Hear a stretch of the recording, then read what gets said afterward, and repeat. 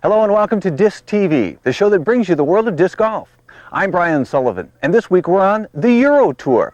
That's right, we're in Bedminster, England, just south of London, for the Whitcomb Classic. 11 different nations are represented this weekend on two of the most beautiful courses in the world. Who'll be the winner? Stay tuned and find out, because Disc TV is on the air right now. You'll get an up-close look at the most beautiful disc golf course in the world here at the Whitcomb Farm. Plus, we'll sit down to talk disc golf with 11-time British disc golf champion Derek Robbins. It's all about disc golf. This is Disc TV. Good. Pause.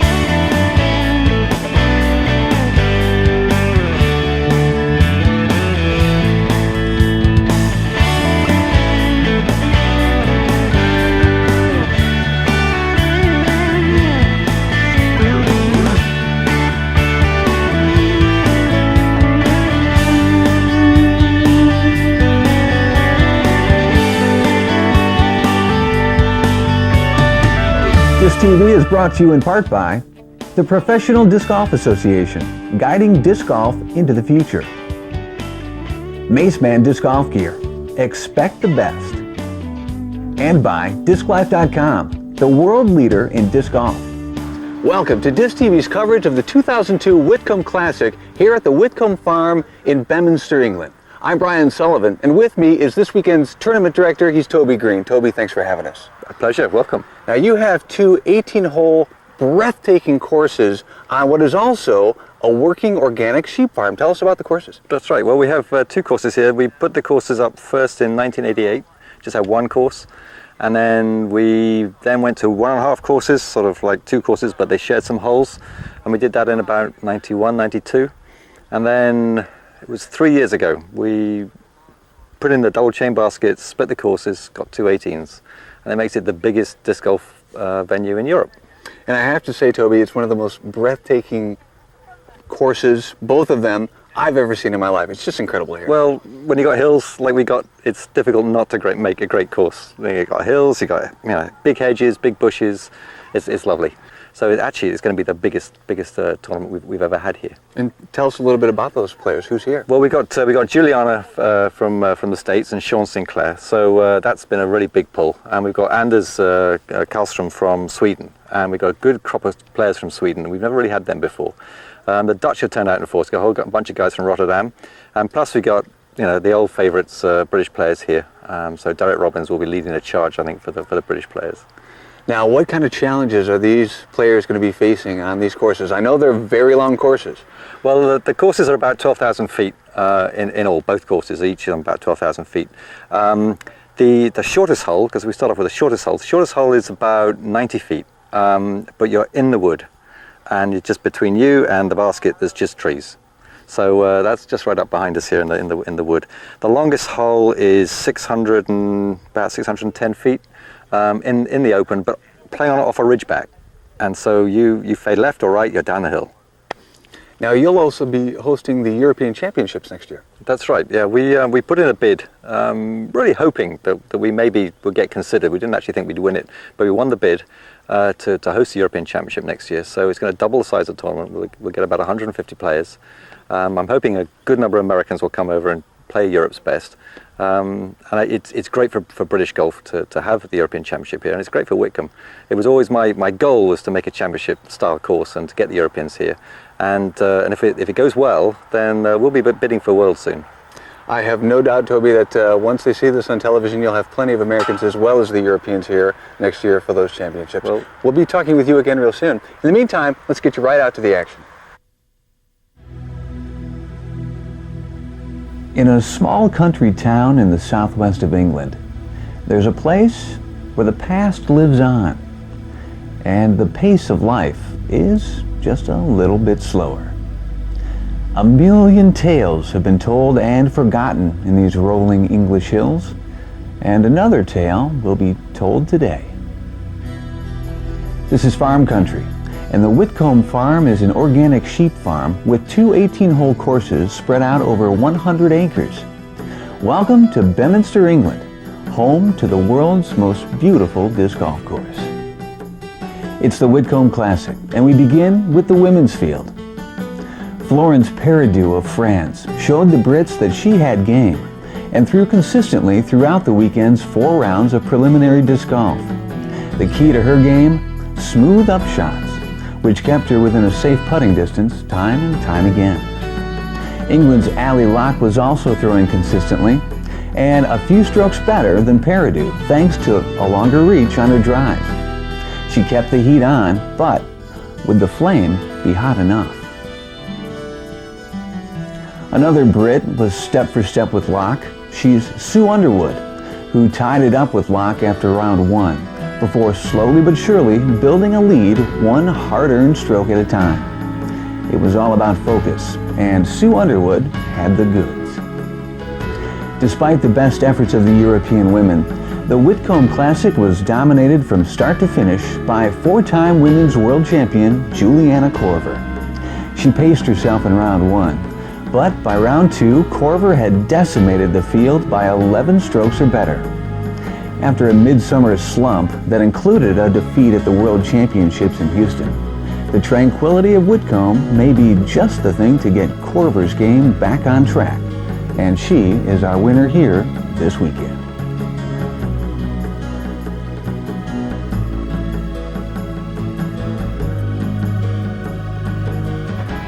To the Open Division, where the Brits struggled against a strong field of Swedes that included Pierre Christophersen. The tall and lanky Christophersen had been squeezed out of the finals by Holland's Arthur Haverkamp, but Haverkamp was unable to finish the competition, and Christophersen would have his chance to shine in the final 9. Emil Isaacson is another Swede who turned it on early to stay close to the leaders. Isaacson would stumble in the 12-hole round 3, shooting a 3 over par 39, but clean drives and a never-quit attitude would keep him in the hunt. Among the luminaries at the Whitcomb Classic is the Miniac. He's Greg Hosfeld of the United States, the 1987 world champion who still has most of his Frisbee skills intact. Hosfeld spends most of his days as a professional entertainer, and he provided plenty of disc golf entertainment to the folks of Bedminster this weekend. Hosfeld began with a 1-stroke lead after carding a 4 under par 50 in round 1, then shot 5 under par in round 2. Under normal circumstances, that might have been enough to coast to a victory, but these were not normal circumstances. Hosfeld continued to battle against the tough Whitcomb courses, sinking Florida turbo putts from near and far.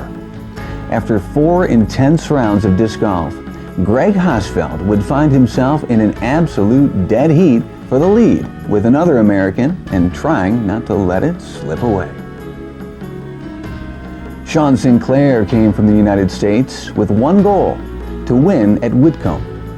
After Hosfeld took the early lead, Sinclair came right back to claim a 1-stroke lead with an incredible 7 under par 47 in round 2.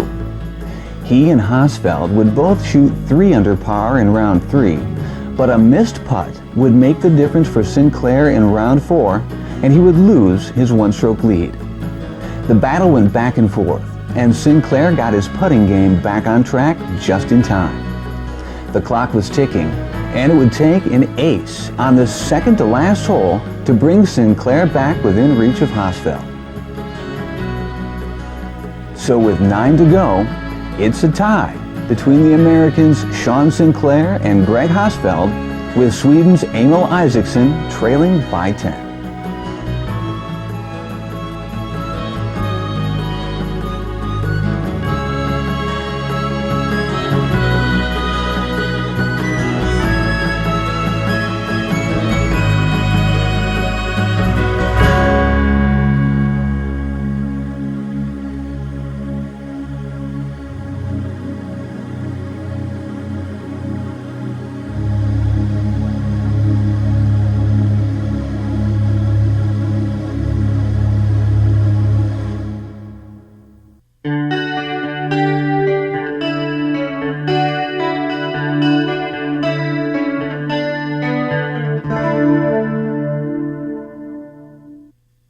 When you want to learn about disc golf in the UK, the go-to guy is Derek Robbins. We're lucky enough to have him with us today. Derek, thanks for being here. Thank you for being here. First of all, tell me a little bit about your history in disc golf. How did you get started, and when, and why?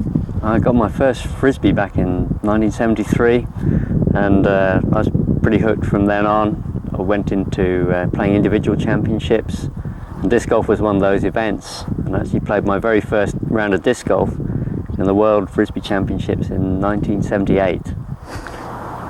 And where was that? That was the course is La Mirada. Okay, Yeah. so you went over to the States. Yeah. How'd you do that year? In golf, I did absolutely lousy. I had never seen a basket before, didn't know what I was doing. Your track record, though, would soon improve greatly. You are a multi-world champ, or a multi-British champion. That's right. I won the first British Disc Golf Championships in 1979, and again in 80 and 81, and altogether I think I now have 11 titles. Many, many times since. You won last year in 2001. Yeah. And what are your chances for the title again this year?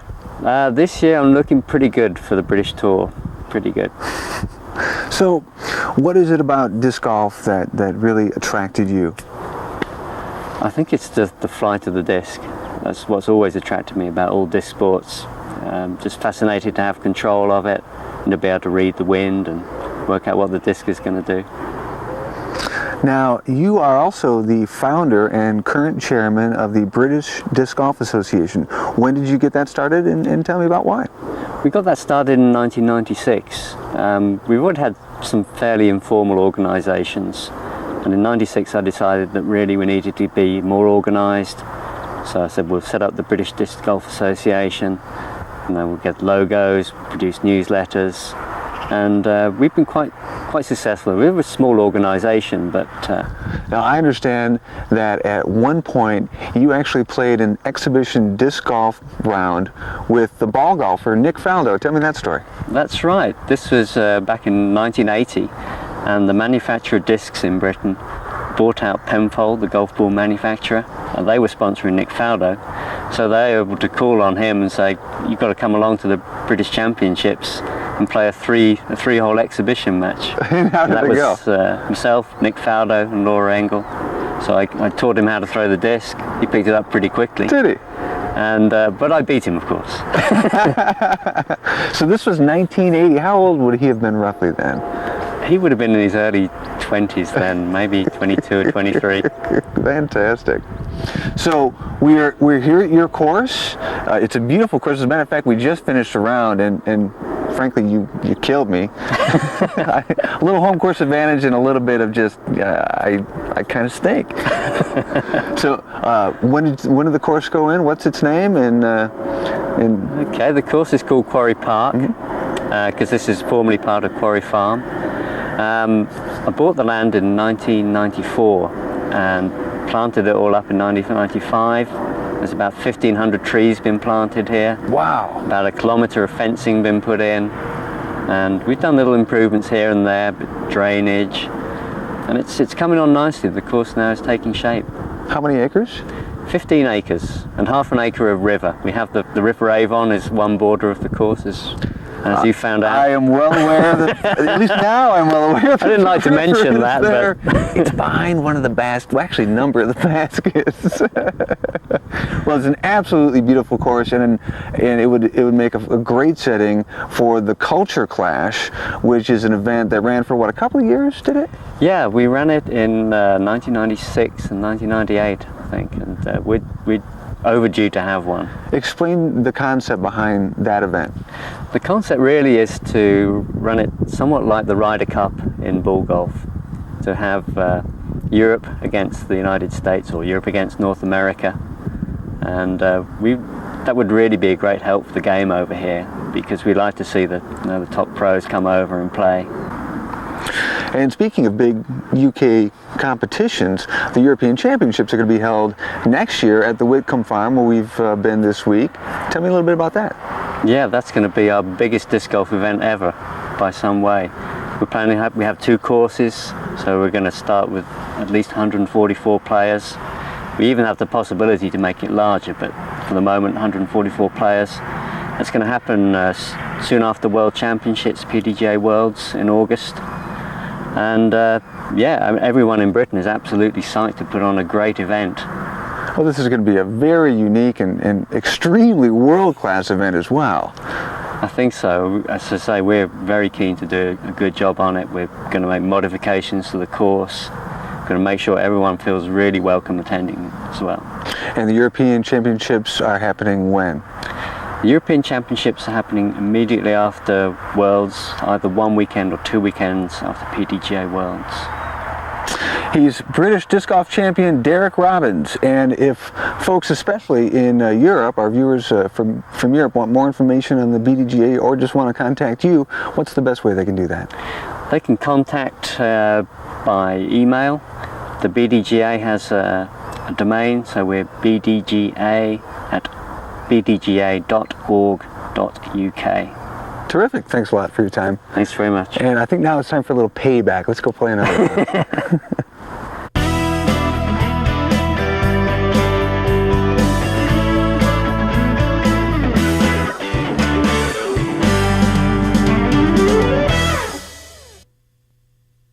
So Toby, how many acres do you have here on the farm? We've got 100 acres, and the course is run over pretty much all of it. I don't doubt that a bit with all the walking we've done. It's time to play one of the holes that the pros are going to be playing this weekend. We're on the modern course at hole 8. This is also known as the hypotenuse. Now, Toby, wow. Tell me about this hole. First I have to get over the view, but then tell me about the hole. Okay, well, this is one of the signature holes on the course. It's called the hypotenuse because if you imagine a triangle, it would be a right angle, and we're throwing down the hypotenuse. And it's a long hole. What is it now? It was 190 meters. So what's that in American? For us confused Americans, about 600 feet. that's a good long huck. It's a good hole, but it's possible to do it in one. And we think before we had baskets, we had a pole down there. We think someone did it in one, but it's difficult to tell at this range. Now, how do you recommend we play this? Should we throw it low and straight, or hyzer in? There are two schools of thought. There are those who get their putters out and they just go straight, and then there are those who get other discs out and they sort of like loop it out that way and have it fade in. That's the two ways that people play it. Now I see a fence behind the basket. Is that out of bounds? That's out of bounds. Yeah, there's a tall fence there, and that's out of bounds if you go in there. But otherwise, it's very clean. And there's a bit of rough stuff on the left there. It's pretty prickly. You don't want to get in there. If we were to accidentally hit a sheep, is that also out of bounds? No, it's not. Is there a penalty stroke? Just a hazard. It's just a mobile hazard. All right. Well, let's give this a shot. Okay. So what are you throwing here, Toby? Well, I've got a mid-range disc, so we'll see if I can throw it straight down the hill. Straight down. Okay. Show me the way. Here we go.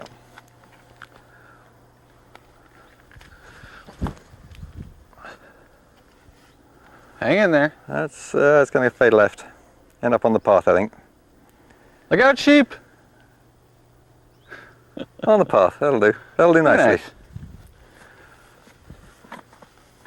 I'm going to follow your lead. I got a mid-range stable disc. I'm going to try to go straight at it here, or roughly straight at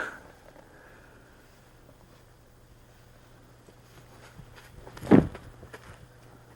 That looks sweet. Come back. Come back. Nice. Yeah, bit of kick. That's all right. Bit behind that bush. Okay, that's mine. Oh, nice. Yeah, that's all right. Can just go outside of the basket, so I can know what I'm trying to aim for anyway.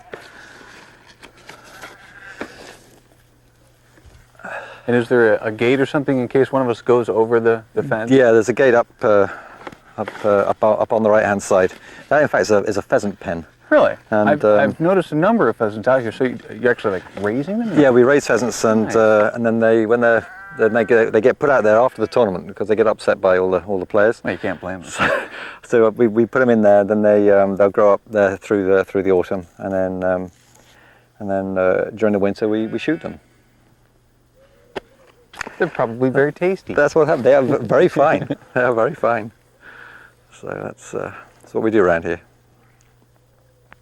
Right. Well, I'm going to try and fade in there. So let's see if I can get this just right.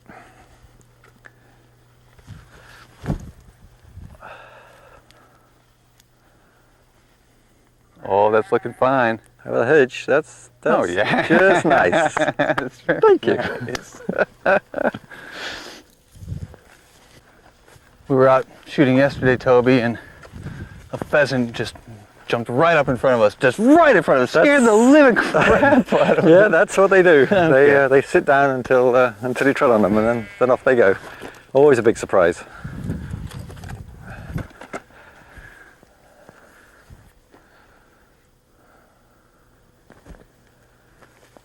Drop, drop, Top, drop, over drop, the top, over the top.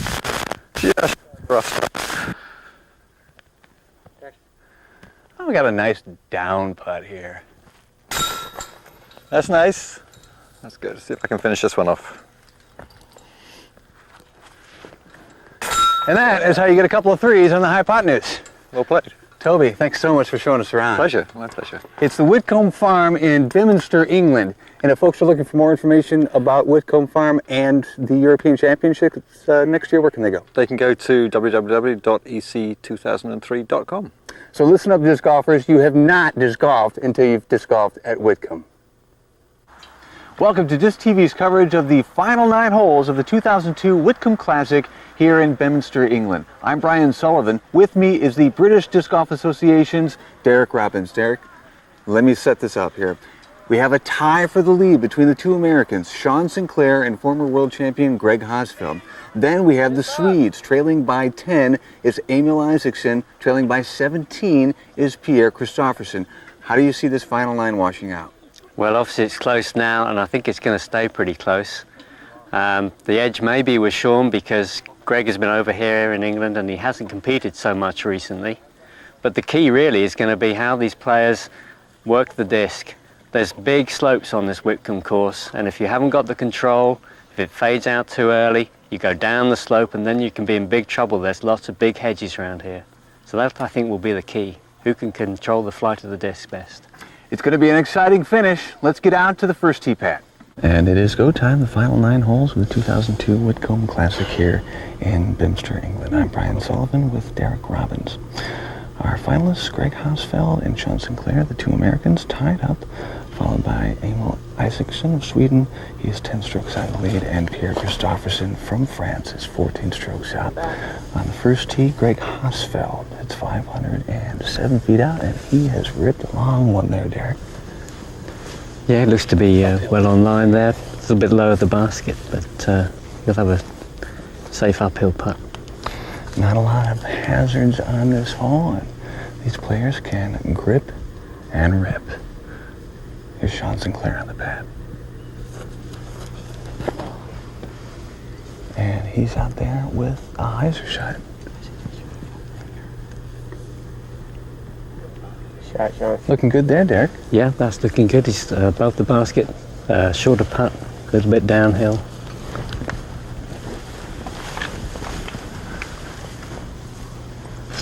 And third on the pad, we have Emil Isaacson out of Sweden. As I mentioned, he is 10 strokes out in the lead. Should be tough for him to find his way to first place. But he can throw them out there.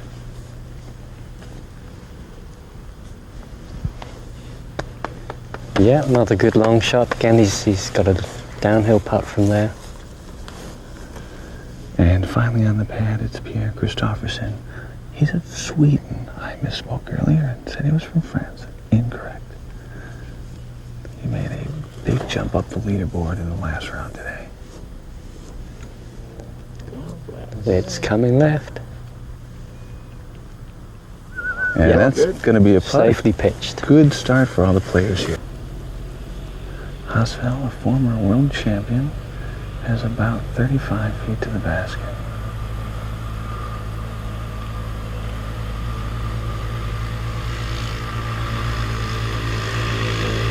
He's just missed right. We have such a beautiful view from this hole looking over Bimminster, England. This has got to be, Derek, the most beautiful course in the world. It's just incredible. The most beautiful I've seen, that's for sure. Here's Christoffersen from 25. Yeah, nailed that one. And Christoffersen with the first deuce of our final 9. Here's Sinclair. He can take the lead with the deuce. And he does. No problem at all. Sinclair had been putting very well all weekend long. And finally, here's Emil Isaacson, the other Swede in our foursome. And that's a deuce for him as well. So 1 par. And Hosfeld is going to second place behind Sinclair, followed by Isaacson and Christofferson.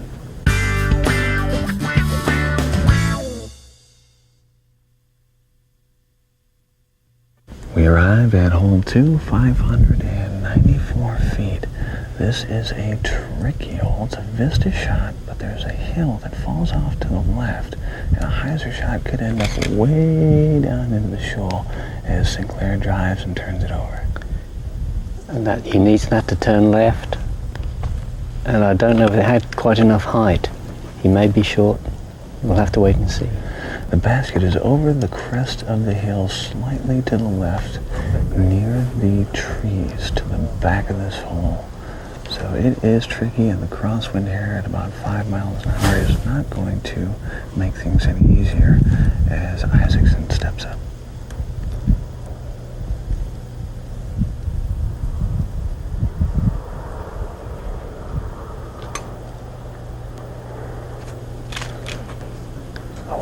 That is headed for trouble. He's turned that right over.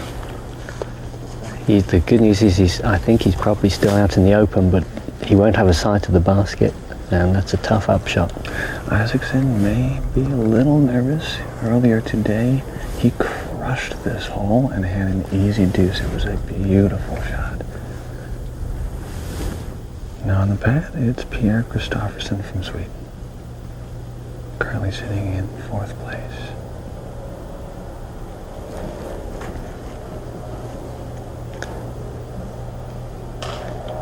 And he's hit trouble. I don't know whether that's dropped or not.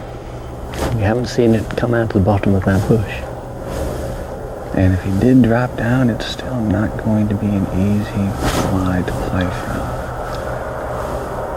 So finally, after the 3 on our first hole, here is Greg Hosfeld from the United States. He and Sinclair have been battling all weekend long for the lead, and ended up knotted in a tie after regulation.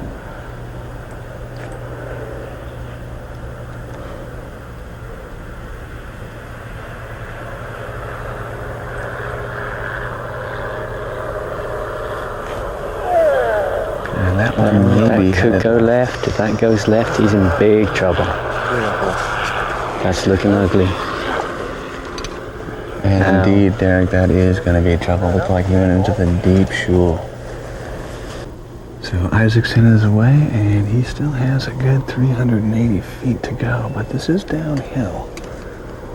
Wind's dropped, so that will help.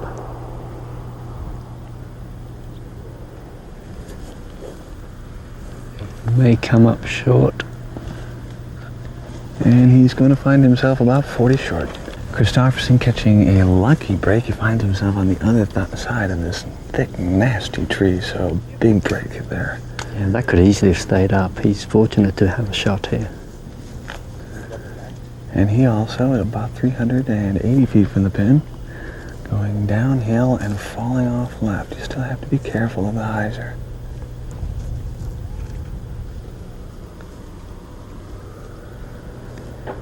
It's going to be going left there, short and left. So Sinclair back at his lie. He has 200 feet to go. Keeps it nice and low. Sit down. Well, that was Yeah, a beauty. that's a beautiful shot. That's a tough shot too. Hosfeld with a long way to go on this putt, probably 60 feet after the very nice out from deep in the shoal. He's been putting well this weekend. Putting uphill, you'll find that a little easier. He's too low. So here's Isaacson, 4-3 from 40 feet away. Very slight breeze at the moment. That shouldn't bother him one bit.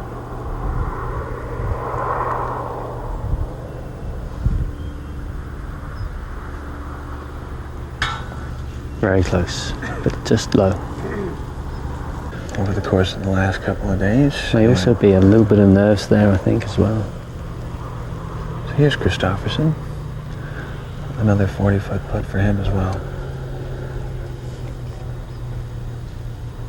He had the height, but no chains. Here's Sinclair for his third shot, and if he's successful, it'll mean a 2-stroke lead. There it is. Yeah, no problem. Nice 3 for Sinclair on this very long and very difficult hole.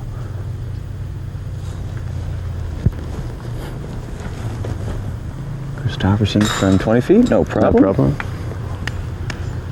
And that's going to be 4 for the young Swede. A 4 for Isaacson as well, and Hausfeld with the short putt will make it a 4. So Sinclair now up by 2 over Hausfeld and leads by 11 over Isaacson, 15 over Christopherson. Hole 5 now, 348 feet, fairly wide open, although there is a fence about 3/5 of the way down this hole. Here's Isaacson. Big hyzer shot. Yeah, this hole is called Mind the Bees. I think that's one of the local hazards. I believe the bee's nest is in that large, I think it's an oak tree out in the distance right at the basket. Thank you for letting us all know that there, Derek. As our leader Sinclair steps up, he parked this one earlier in the weekend. That's a beautiful looking drive, just coming fading left. Well, that's got a going to be chance real get in. close. That's a great shot. Fantastic shot from Sean Sinclair, and it looks like he may be running away with this one, Derek.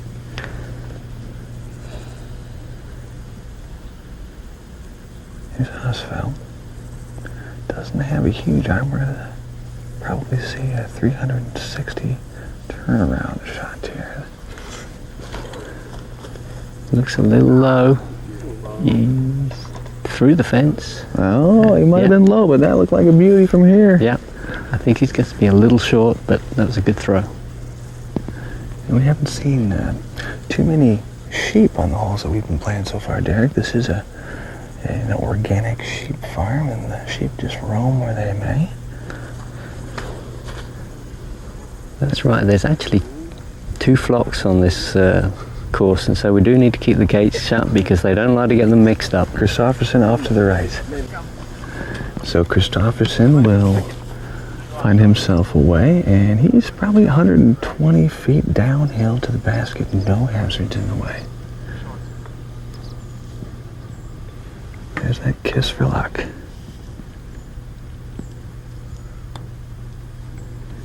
It's a positive throw, but he's high. He got a little aggressive there. And now Sinclair from about 35 feet, and he's feeling confident. There's a good chance it's going to go in. He's overconfident. He too much on that.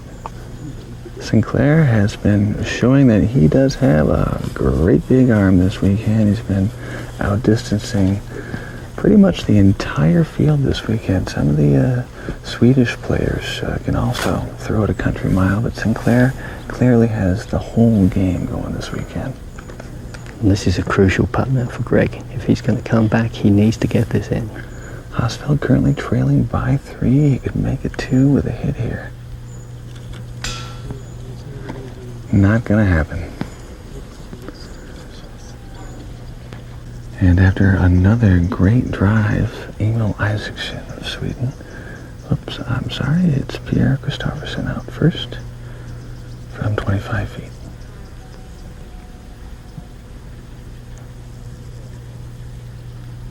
Yeah, very confident putt. Nice flat shot right into the chains. And Emil Isaacson now after the crush drive for a deuce. And that's good. And that's going to be our only deuce of the hole.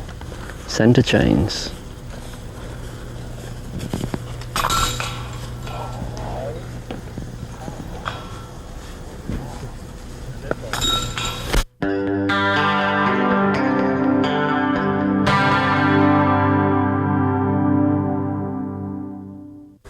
And the battle rages on. 3 holes to go at the Whitcomb Classic here in the south of England.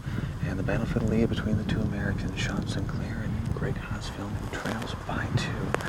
This on the pad is Emil Isaacson of Sweden on hole that is 411 feet downhill. That could be trouble. He's gone left early, and there's even out of bounds if he goes too far left. He may have gone. It will be the basket is down to the left, tucked in among some trees, and there's a stream that is out of bounds directly behind the basket, so it is tricky once you get up to the green. Yeah. The ideal shot here is to just go parallel to the trees on the right, have the disc fade left towards the basket right at the end. And a slight headwind kicking up on this beautiful, beautiful hole as Hausfeld is That's headed more like it. toward the basket. He's right down there. Looks like he's going to be just short under the trees, and he should be putting.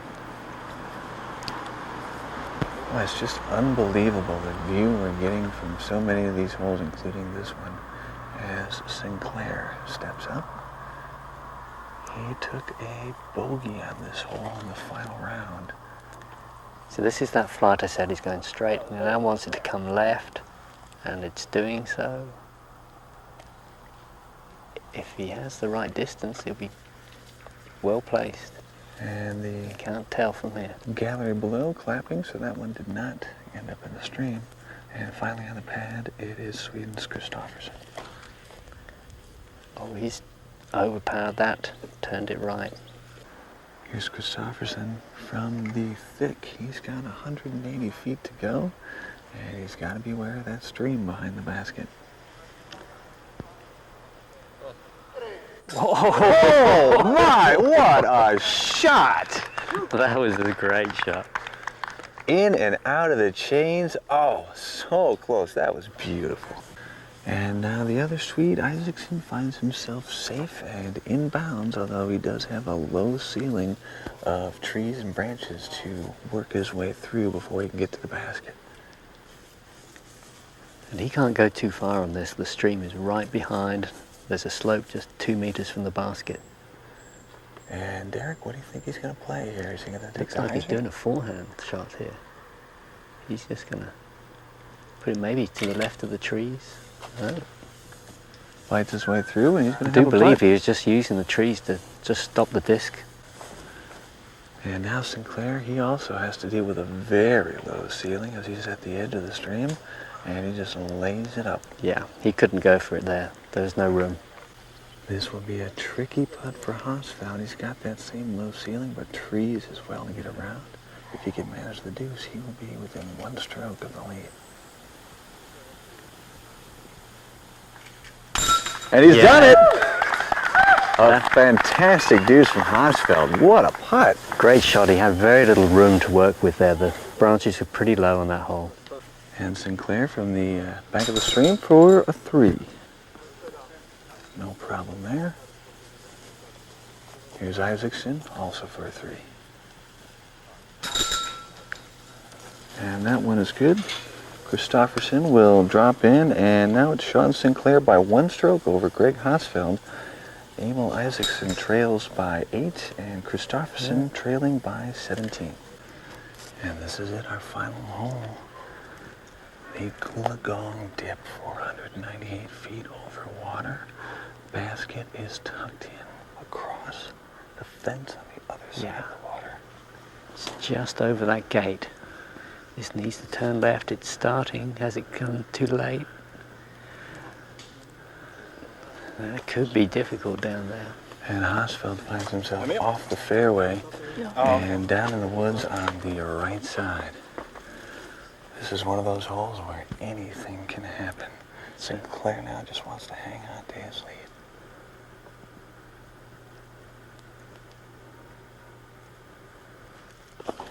And his shot is off. He's straightening up nicely. He's going to hit that far bank, and he stays up. That's good. He was right on line with the basket and just dropped a little low, but he's going to be real happy with that shot. And now Kristoffersen.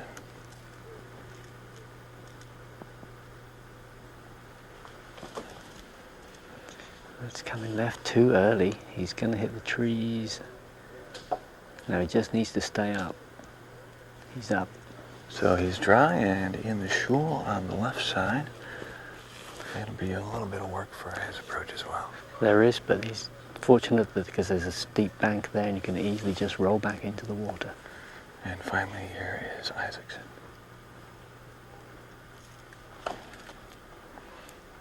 That's looking good. He just holds that line. Oh my! It that looked like he was going to clear the fence, and he got knocked down early. He is in the water, and the gallery is giving him the official duck sound. It's a hard world out there.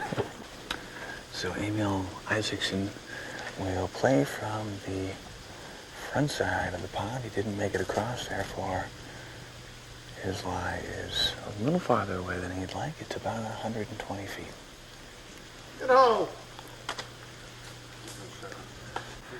Kristofferson finds himself with a very difficult approach out of the shul for his second shot. And he has been trying to find the line here, Derek. And he's found it. He certainly found did. it. That was great. That was wow. great. He's got to hit vegetation on the way out, but hopefully it's quite light and he can still get to the basket. Does not want to get in trouble here. And he's not going to get out of there. That's going to cost Greg Hosfeld. And as we said, anything can happen here on the Goolagong dip. As Hosfeld is off Chanis. And this will be not only for Deuce, but the victory for Sean Sinclair. And the American comes to England, and he is taking away the first place trophy this year. It's an excellent display of golf all week. He's played really well. And Well this deserved. would not be the first time that the Goolagong dip has changed things in the end. That's happened many times.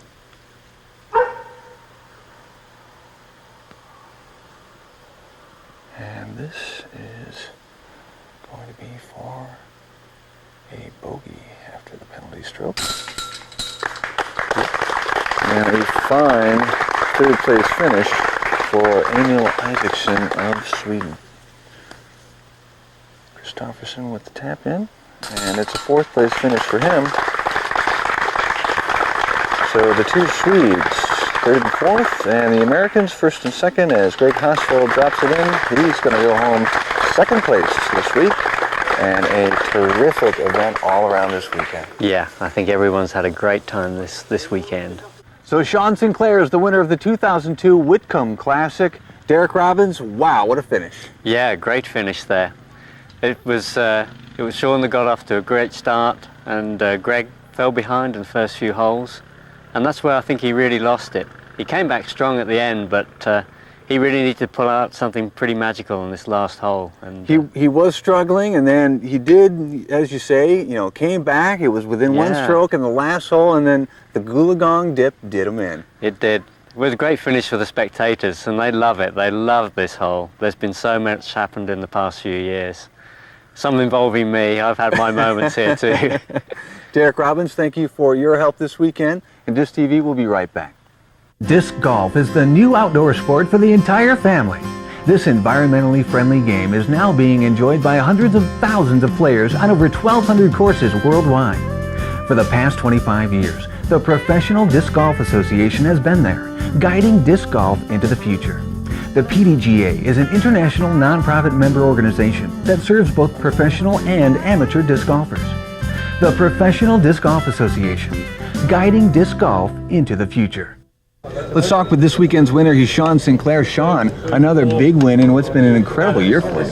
Thank you. This was absolute magical place to play golf. I said from the get-go, whether I came in first or last, it didn't matter. This weekend, this place is just heaven to play golf. You went into the final nine, tied up with former world champion Greg Hosfeld. Did you have a game plan going in? Game plan was channel the nerves so I wasn't freaking out, play my game, not worry about what he was doing. And right off the bat, first three holes, I jumped 3 strokes on him and then had a couple unfortunate shots, and he got back within one going into the last hole, and I managed to fend him off. That last hole, anything can happen, and as you say, you only were leading by 1. What were you thinking? Last hole, I'd been throwing an overstable disc. It's over the water, very crazy hole, trees in front of the basket. Just wanted to make it safe, so I changed up to a straighter disc. I had the luxury of watching him go first and go down the hill, relax a little more and just throw as straight as possible, not be in the water, not hit any trees, and worked out okay. A great weekend of disc golf, Sean, and we're looking forward to seeing you next weekend in Stockholm. Thank you. Disc TV is brought to you in part by the Professional Disc Golf Association, guiding disc golf into the future. Maceman Disc Golf Gear, expect the best. And by DiscLife.com, the world leader in disc golf. And that will do it from Bedminster, England, where Sean Sinclair is the winner of the 2002 Whitcomb Classic. Next week, we continue on the Euro Tour. We're in Stockholm, Sweden for the Stockholm Open. And join us online anytime at disctv.disclife.com, where you can order tapes of the show and find out how to send us tapes from your course. For Disc TV, I'm Brian Sullivan. We'll see you next time.